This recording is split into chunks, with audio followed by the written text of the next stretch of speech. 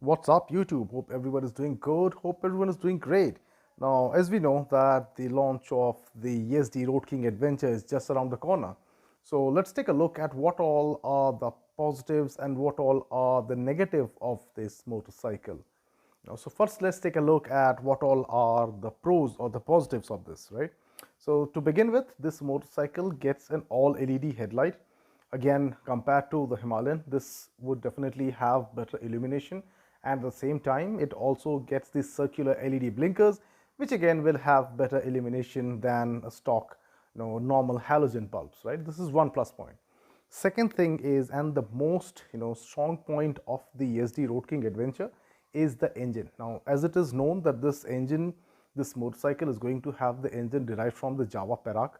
So what that means is that you will be getting a 350cc dual overhead cam, liquid cooled. That means that the size of the bore is more than the stroke, while on one hand the Enfield or the Himalayan gets a long stroke engine which makes more torque than power. The engine that's on the Yezdi Roadking Adventure, which is out there on the Jawa Perak as well, this has the bore size nearly 30% more than the stroke, and because of that it makes a very heavy power along with making a decent amount of torque. So this makes approximately 30 bhp, that's already known, and about 32 Nm of torque, and this is significantly higher in terms of power when you compare it to the Himalayan.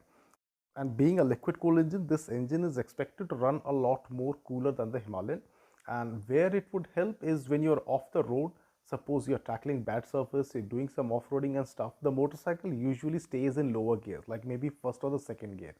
And in that condition, the engine heats up a lot because lower gears strains out the engine a lot compared to higher gears, and that is the reason where this engine would run cooler. And the next plus point on this bike is that this comes with a 6-speed gearbox compared to the 5-speed gearbox on the Himalayan. So overall, these all are the important factors. Apparently this should also have a better cruising speed than the Himalayan. So the engine wise, yes, this is a very strong motorcycle. Now let's come to the negatives or the cons.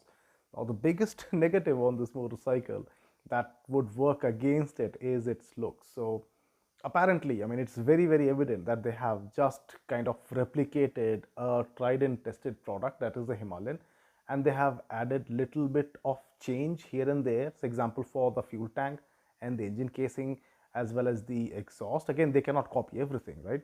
So that's something which will definitely impact this motorcycle. Now in my previous video, many of you have actually commented that they would not prefer to buy a motorcycle which is kind of a replica of something else. People would come back to you and they would say, oh, yours is a copy of my Himalayan.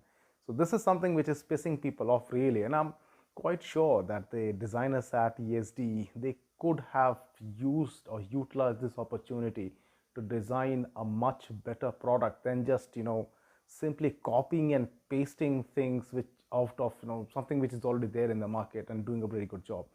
The next negative point of this motorcycle is the service network. Now Royal Enfield, as you know, you throw a stone on the main road somewhere and you will find a service center. Like, they have countless service centers across India, whereas the ESD, they are yet to launch the service centers. The showrooms are not out yet, they're not open yet. You only have the Java showroom, that to a handful. I believe in Bangalore we have like 4 or 5 showrooms at the max, and if you look at Royal Enfield, I have nearly 3 showroom service centers within 5 kilometer radius. So that is one thing which would also impact, unless Classic Legends, they work on their dealership network and expand their service network drastically.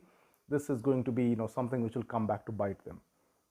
Otherwise, as a product itself, yeah, this sounds to be pretty interesting. This seems to be interesting, and only time will tell how people respond to this product, considering the fact that it's more or less like a replica of the Himalayan itself. So this is it for this video. I hope that you guys liked it. In case if you did, do give it a thumbs up, share it with your friends and acquaintances, and I'll see you guys again in the next one. Until then, stay safe, ride safe, and God bless you all, my dear friends. Bye bye.